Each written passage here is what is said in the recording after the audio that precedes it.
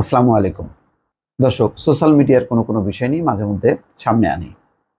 অনেক আলোচনা হয় বিভিন্ন বিষয় নিয়ে। সব খবরাখবর লক্ষ্য করা বা সেটি পড়া, অনুধাবন করা, বিশ্লেষণ করা সম্ভব হয়ে ওঠে না। কিন্তু যখন সোশ্যাল মিডিয়াতে ঝড় ওঠে তখন দৃষ্টি আকৃষ্ট হয়, বোঝার চেষ্টা করি কি ঘটনা। ডক্টর আসিফ নজরুল এবং সৈয়দ ইশতিয়াক রেজা দুজনের দুটা পোস্ট দেখলাম এবং দুটোই একদম সম্পূর্ণ বিপরীতমুখী। যেমন বিষয়টা হয়েছে যে নারী আম্পায়ারের অধীনে খেলা নিয়ে আসলে কি অস্বীকৃতি জানিয়েছে, নাকি সেই নারী আম্পায়ার যথেষ্ট পরিমাণ অভিজ্ঞ না বা তার যোগ্যতা নিয়ে প্রশ্ন তোলা হয়েছে, সেই একটি বিষয়। এবং এখানে সিনিয়র ক্রিকেটাররা এখানে যুক্ত। তো তার একটা তীব্র প্রতিক্রিয়া দেখছি যে সৈয়দ ইশতিয়াক রেজার পোস্টে তিনি লিখছেন যে নারী আম্পায়ারের অধীনে যেসব ক্রিকেটাররা খেলতে অস্বীকৃতি জানিয়েছে এদের থেরাপি প্রয়োজন। একটা লোহার শিক গরম করে ওদের পশ্চাৎ দেশে ঠান্ডা দিকটা ঢুকিয়ে দিতে হবে। এখন প্রশ্ন করতে পারেন ঠান্ডা দিকটা কেন প্রবেশ করাতে হবে? কারণ বাইরের দিকটা গরম থাকলে টান দিয়ে খুলে ফেলতে পারবে না। খুব কঠিন প্রতিক্রিয়া। এখানে তার পক্ষে কেউ কেউ লিখেছেন, আবার একজন লিখছেন নুরুল আলম শাহিন যে একজন বয়স্ক সাংবাদিক এমন ভাষায় বলতে পারে উদ্বেগের বিষয়। আবার ইশতিয়াক রেজা আবার লিখছেন যে ওদের বেলায় ভালো ভাষা নেই।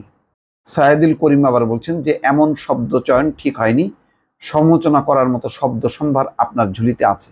আবার মোহাম্মদ আলী জামান যে এদের চুলকানি বেড়ে গেছে, এরকম কথাও বলেছেন তিনি।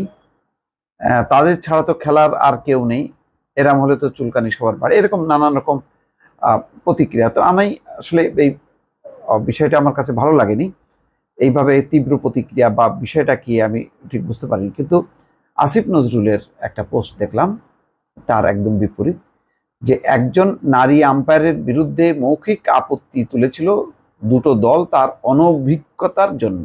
তিনি নারী এই কারণে নয়।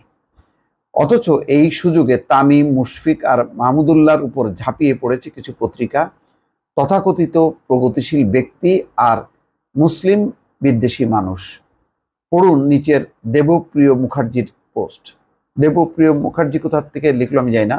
এখানে তিনি একটা চমৎকার লিখেছেন যে আমাদের ক্রিকেটাররা হয়তো আপনাদের মন ভরানোর মতো জয় করে এনে দিতে পারেন না, হয়তো রোজ রোজ সেঞ্চুরি করতে পারে না, সেজন্য তাদের সমালোচনা করুন, কিন্তু একেবারে অন্যায়ভাবে এই মানুষগুলোকে নারী বিদ্বেষী বা সাম্প্রদায়িক বানাবেন না। আমি 16-17 বছর ধরে এই ক্রিকেটারদের খুব কাছ থেকে দেখেছি, যাদেরকে আপনারা অভিযুক্ত করেন এরা যে কতটা অসাম্প্রদায়িক এবং পরমত সহিষ্ণু সেটা আপনারা কল্পনাও করতে পারবেন না। জাতীয় দলে লিটন আছে, সৌম্য আছে, কোথাও ডিনারের দাওয়াত থাকলে এই রিয়াদ মুশফিকই আগে আয়োজকদের বলেন যেন বিফের বিকল্প কিছু থাকে, যেন সৌম্যদের টেবিলে বিফ না যায়। ছোটরা অনেক সময় মজা করে, রিয়াদ ধমক দিয়ে বলেন ধর্ম আর খাবার নিয়ে রসিকতা করবি না। এই জেসি আমাদের বন্ধুর মতো, আমি জেসির সাথে কাজও করেছি, অর্থাৎ আম্পায়ার।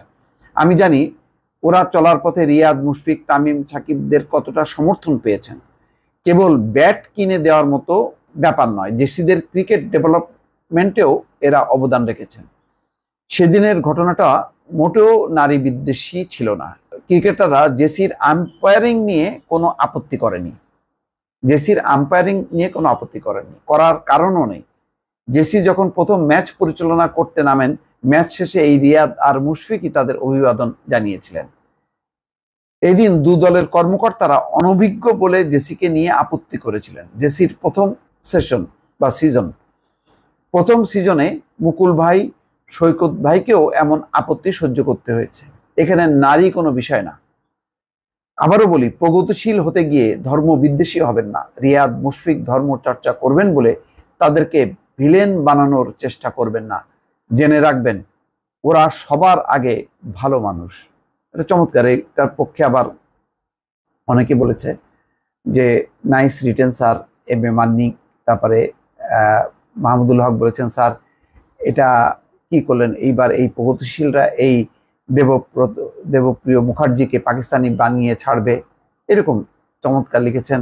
হাফিজুর রহমান লিখেছেন তথ্য বিকৃতি ও বিশৃঙ্খলা সৃষ্টির দায়ে ওই সাংবাদিকতার অনুসারীদের তথ্য প্রযুক্তির আইনি বিচার হওয়া উচিত, এরকম নানা রকম। তো আসলে বুঝে সুঝে জেনে শুনে আসলে লেখা উচিত। হঠাৎ করে ভাইরাল হওয়ার জন্য একে ওকে খোঁচা দিয়ে মানে কোনো পোস্ট না দিয়ে বরং একটু মানে চিন্তা ভাবনা করে ধীরস্থিরভাবে এগোনো উচিত। নতুবা পরে যেটা প্রকাশ হয়ে যায় সেটা কিন্তু আবার ফেরানোটা কিন্তু খুব কঠিন হয়ে যায়। দর্শক ভালো থাকবেন, আল্লাহ হাফেজ।